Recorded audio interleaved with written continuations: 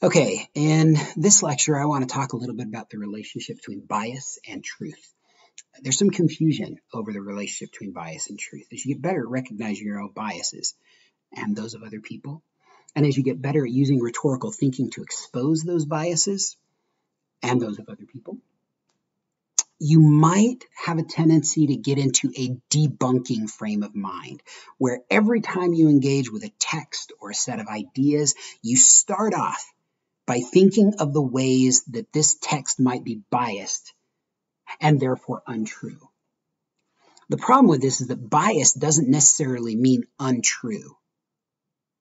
You can work from true biases, right? So if I approach the edge of a cliff, for example, I may go through a very quick process of deciding to become cautious and careful at the cliff's edge because I'm familiar with the forces of gravity and I know that if I fall, I could hurt myself or even die.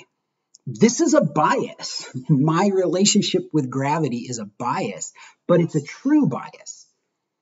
So as you learn to analyze things from a rhetorical perspective, be careful of getting stuck in this debunking mode where you think that just because there are biases, just because there are rhetorical strategies at work, an argument should be doubted. This isn't necessarily the case. Rhetorical theory is a very important tool in the quest for truth, but it's not the only tool, and it isn't truth in and of itself.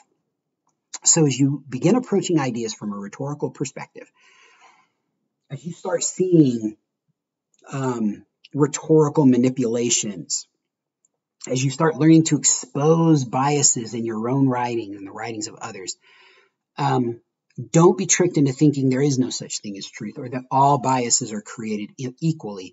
This is not true. Just debunking your bias towards gravity, just as debunking your bias towards gravity isn't a good thing, debunking any truth principle when you've already got it isn't a good thing either. So instead of letting your analysis lead you away from truth or even the idea of truth, try to let it lead you towards new ways of addressing the truth, of conforming to the truth, of working with the truth to accomplish some task or other. Take my cliff analogy again. Just because you're biased towards gravity, which is a true principle that helps us navigate the world safely, this doesn't mean that backing away from a cliff is your only option when approaching a cliff. You might sit and dangle your legs over the edge, cautiously, of course. You might cautiously climb down if you've developed the skill to do that.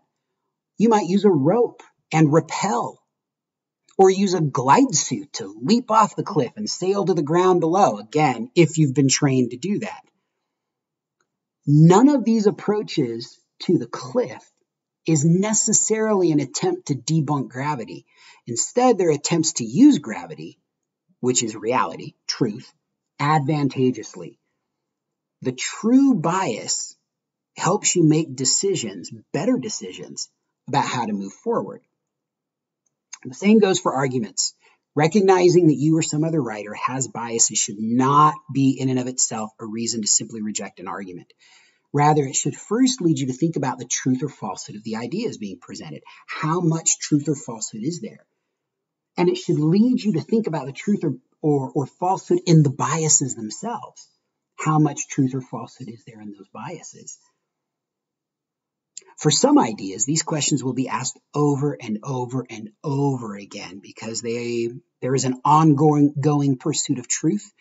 It may take years, even a lifetime to explore it. And even then, certain questions may never be answered to anyone's satisfaction. But once you determine to your own satisfaction how much truth or falsehood or maybe error there is in any biases you've exposed, then you need to decide what to do next. Is debunking the way to go? It might be, but maybe not. Maybe moving forward requires building on a shared true bias. Can the true bias be used to present an approach to the problem that is different or that even challenges certain other perspectives? So exposing biases should not immediately lead you into debunking mode. Rather, understanding your biases and the biases of others should merely inform you how to move forward in an argument.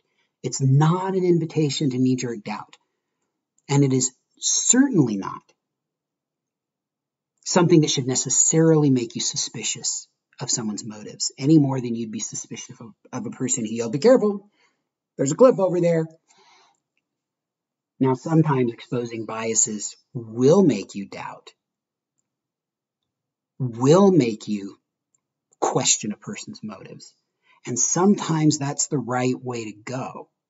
Not always, but sometimes. Wisdom is the ability to analyze a situation and figure out the best way forward. You need to be able to decide truthfully, honestly, about the motives behind people's biases, the motives behind people's arguments. And this is largely up to you. Biases, in other words, can actually get in the way of discovering the truth in some cases, because biases can blind us. I like to remember something that Kenneth Burke said. Kenneth Burke was an American philosopher. He said, "Every way of seeing is a way of not seeing."